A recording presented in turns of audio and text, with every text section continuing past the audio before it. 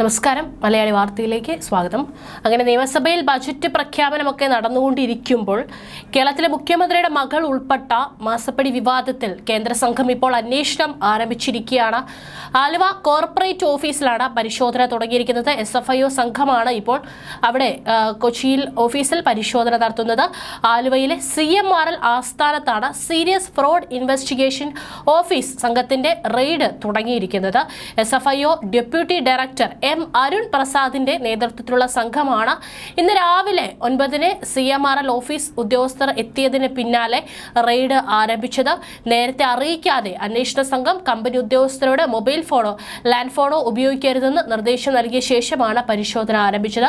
കഴിഞ്ഞ ആഴ്ചയാണ് മുഖ്യമന്ത്രി പിണറായി വിജയന്റെ മകൾ വീണ വിജയന്റെ ഉടമസ്ഥതയിലുള്ള എക്സാലോജിക് സൊല്യൂഷൻസിന് 1.25 കോടി രൂപ മാസപ്പടിയായി നൽകിയെന്ന പരാതിയിൽ കേന്ദ്ര കമ്പനി കാര്യ മന്ത്രാലയം SFIOയിലെ 6 ഓഫീസർമാരുടെ സംഘത്തെ നിയോഗിക്കുന്നത്. CMRL ഉടമ ശശിധരൻ കർത്ത സംസ്ഥാന സർക്കാരിൽ നിന്ന് നിയമവിരുദ്ധമായി ധാതു മണൽ ഖനനം ചെയ്യൽ അനുമതി നേടാനായി മുഖ്യമന്ത്രിയുടെ മകൾക്ക് ചെയ്യാത്ത ജോലിക്ക് മാസം പ്രതിഫലം നൽകിയെന്നാണ് ഇതിലെ പ്രധാന പരാതി. എക്സാലോജിക് CMRL ഇടപാടിൽ നിർണായക നീക്കവുമായിട്ടാണ് ഇപ്പോൾ കേന്ദ്ര സർക്കാർ രംഗത്ത് വരുന്നത്. എക്സാലോജിക് CMRL ഇടപാട് അന്വേഷണം സീരിയസ് ഫ്രോഡ് ഇൻവെസ്റ്റിഗേഷൻ ഓഫീസിനെ കൈമാറിയത് മുതൽ തന്നെ ഇതിന്റെ ഗതി മാറിയിരിക്കുകയായിരുന്നു.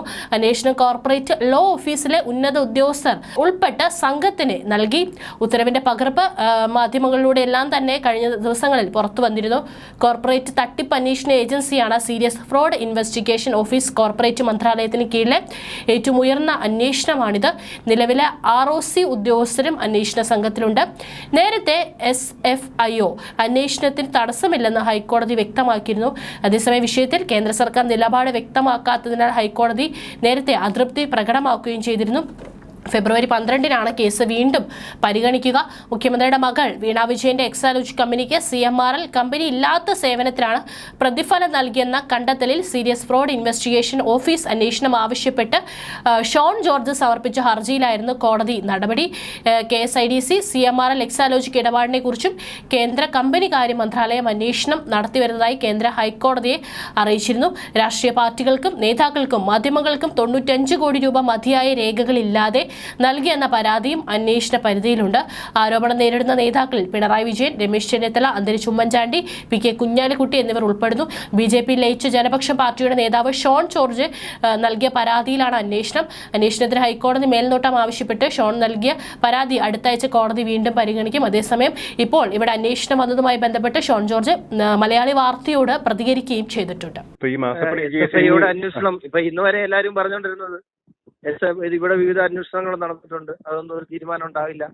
അപ്പൊ ഇത് തന്നെ സൂചിപ്പിക്കുന്ന അന്വേഷണം പ്രഖ്യാപിച്ച ദിവസങ്ങൾക്കുള്ളിൽ തന്നെ അത് വളരെ ഗൗരവമായി തന്നെ SFIO അന്വേഷിക്കുന്നുള്ളതിന്റെ ഏറ്റവും പ്രകടമായ ഉദാഹരണമല്ലേ ഇപ്പൊ നമുക്ക് കാണാൻ കഴിയുന്നത്. എനിക്ക് മാധ്യമങ്ങളിൽ നിന്ന് എനിക്കും വിവരം അറിയത്തുള്ളൂ, എങ്കിൽ പോലും വളരെ സന്തോഷമുണ്ട്.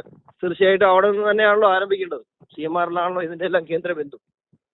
1-ാം തീയതിയാണ് ഈ അന്വേഷണം പ്രഖ്യാപിച്ചത്. 5-ാം തീയതി ഒരു 5 ദിവസത്തിന് കേന്ദ്ര ഏജൻസി വരുന്നു, അന്വേഷണം ഏറ്റെടുക്കുന്നു, അന്വേഷണം ആരംഭിക്കുന്നു, പരിശോധന തുടങ്ങുന്നു, രേഖകൾ പിടിച്ചെടുക്കാൻ വരുന്നു. അപ്പൊ കേന്ദ്രം മുൻകൂട്ടി ഒരു പ്ലാൻഡ് ആണോ ഇത്?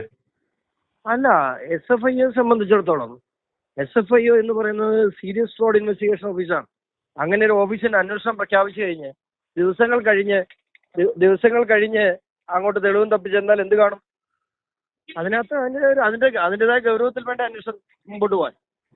മാത്രമല്ല, ഈ ഏജൻസി CBI ED യേക്കാൾ ഇമ്പോർട്ടൻസ് ഉള്ളൊരു ഏജൻസിയാണ്. ആ ഏജൻസിക്കൊക്കെ അതിന്റെ ഗൗരവമുണ്ടെന്ന് വിശ്വസിക്കുന്ന ഒരാളാണ് ഞാൻ.